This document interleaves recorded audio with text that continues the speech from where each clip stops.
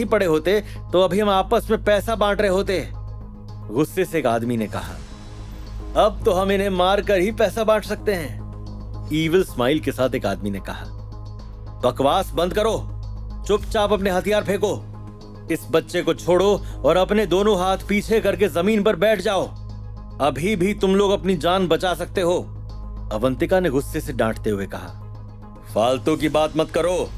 अगर मैंने ये करने का जिम्मा उठाया है तो समझ जाओ कि मैं करके ही रहूंगा, कड़क अंदाज में लीडर ने कहा। उस छोटे बच्चे को देखकर साफ पता चल रहा था कि वो कितना डरा और सहमा हुआ था। उसका चेहरा पूरा पीला पड़ चुका था। नक्श ने अवंतिका का कंधा थपथपाया और आगे बढ़ते हुए बोला, देखा जाए तो तुम लोग वाकई में बहुत टफ हो, लेकिन अभी तुम एक छोटे बच्चे को मोहरा बनाकर अपनी जान बचा रहे हो और तुम्हारा लीडर कह रहा है कि उसे अपनी जान की परवाह नहीं है। क्या तुम लोग अपने आप को मर्द मानते हो? मुझे तो नहीं लगता। जानबूझकर नक्श उन लोगों को उकसाने की कोशिश कर रहा था। Shut up! अगर आज तू उस बैंक में नहीं होता तो अभी हम अय्याशी कर रहे होते। नक्श का अंदाज उसके लीडर को बिल्कुल भी पसंद नहीं आया था। लीडर ने बहुत मुश्किल से अपनी टीम बनाई थी और अभी तक जहां भी हाथ मारा था वहां उन्हें सफलता हाथ लगी थी, लेकिन आज उनके हाथ में ज्यादा माल नहीं आया और ऊपर से नक्श और अवंतिका भी पीछे पड़ गए। इस चक्कर में उनका ओरिजिनल प्लान पूरी तरह से फ्लॉप हो गया था। क्या मैंने कुछ गलत कहा? अगर तुम्हें लगता है कि तुम मर्द हो तो इस बच्चे को छोड़ दो। तुम्हें एक हॉस्टेज ही चाहिए ना? मैं बन जाता हूं तुम्हारा हॉस्टेज। ये बोलते हुए नक्श के चेहरे के एक्सप्रेशंस बिल्कुल भी नहीं बदले थे। ये सुनते ही अवंतिका पूरी तरह से शॉक्ड रह गई। तुरंत ही उसने नक्श की ओर देखा, लेकिन उसे समझ नहीं आ रहा था कि वो नक्श से क्या कहे। ठीक है, तुम्हें फिर से हीरो बनना है ना?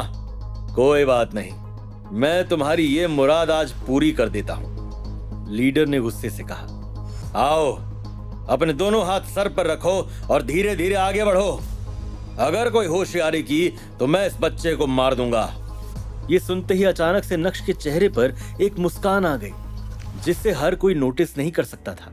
तुरंत ही नक्श ने अपने दोनों हाथ अपने सर के पीछे रखे और धीरे धीरे आगे बढ़ने लगा। नक्श! अवंतिका ने चिल्लाते हुए कहा। इस हादसे से पहले अवंतिका ने बिल्कुल भी नहीं सोचा था कि नक्श अपनी जिंदगी को खतरे में डालकर पहले एक बच्ची के लिए बंदूक की गोली खाएगा और उसके बाद एक बच्चे को बचाने के लिए खुद हॉस्टेज बन जाएगा। क्या वो सच में एक यूजलेस दामाद है? अवंतिका को अब इस बात पर पूरी तरह से शक था। जब नक्श उस लीडर से बस 2 मीटर की दूरी पर था, तब लीडर ने उस छोटे बच्चे को आजाद कर दिया।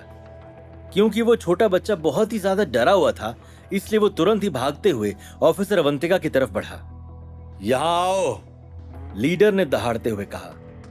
परेशान मत हो, मेरे पास कोई हथियार नहीं है, मैं अब तुम्हारा ही हॉस्टेज हूं।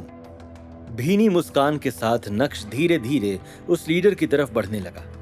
उसी समय अचानक से नक्श ने अपनी चाल चली और लीडर की छाती पर ऐसा हमला किया कि लीडर हवा में झूलते हुए 10 मीटर दूर जा गिरा।